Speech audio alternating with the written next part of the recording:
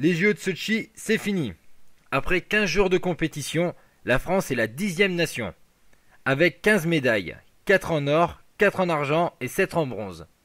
C'est notre nouveau record. On bat les 11 médailles de Vancouver et de Salt Lake City. Maintenant, on va passer par discipline. D'abord le biathlon. Après une bonne première semaine, on n'a qu'une seule médaille pour la deuxième. C'était en mass start avec Martin Fourcade, à 3 cm de l'or de Svensson. Après, c'était un enchaînement de déceptions et des contre-performances. Le relais homme était malade, 8e. Le relais dame a abandonné. Et le relais mixte hors du coup. Et alors, c'est les sports alternatifs qui ont pris le relais, avec plusieurs médailles. Le triplé en ski cross avec Chapuis en or, Beauvois-Lenta en argent et Middle en bronze. L'argent en halfpipe pour Martino et le bronze pour Roland. Sans oublier Laure de Vautier et son attelle. Une petite déception quand même, la 4e place d'Ophélie David en ski cross. En ski de fond, après le bronze du relais homme, les fondeurs et les fondeuses ont réalisé des performances intéressantes. Hormis le sprint, mais c'est en classique, c'est pas notre point fort.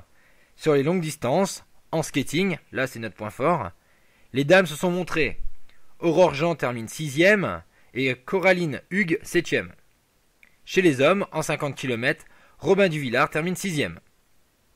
Passons maintenant à mon sport favori, le patinage artistique. Le couple de danse Péchala Bourza finit 4e. Ils ont rien à se reprocher. Meïté est 10e. Elle est balèze athlétiquement, mais elle doit progresser artistiquement. On va pas parler des hommes, ils sont loin. On était content de la performance de Brian Joubert. Il était 7e, il a réussi un programme aux Jeux Olympiques. Franchement, on aurait dû même réaliser une cérémonie spéciale pour ça. Et Amojo, il est dans les choux. Le short track. Pas de bonne performance, plein d'éliminations. Le pape, Fauconnier, absent. Le seul point positif, c'est Véronique Pierron qui est allée en quart de finale au 1000 mètres. Waouh! Franchement, on attendait mieux chez les hommes.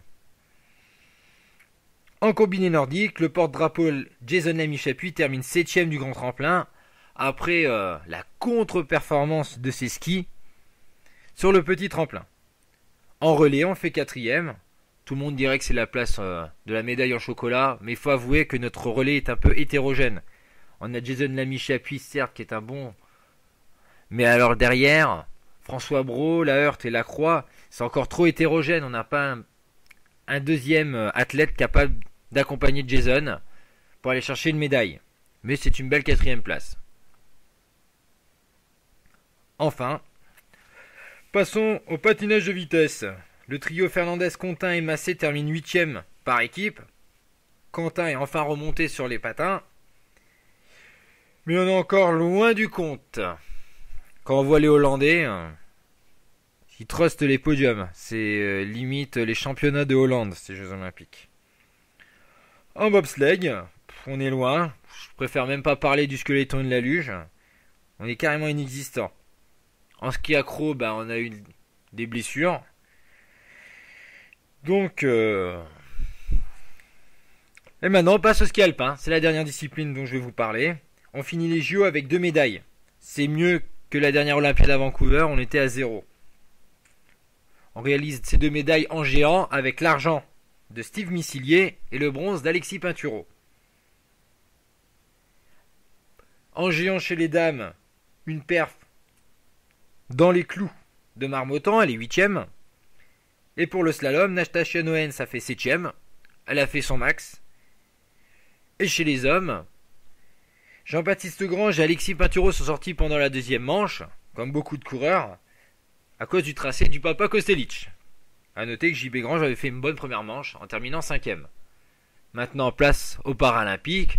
On espère que nos athlètes seront aussi performants que ceux des Jeux Olympiques. Je vous remercie et le prochain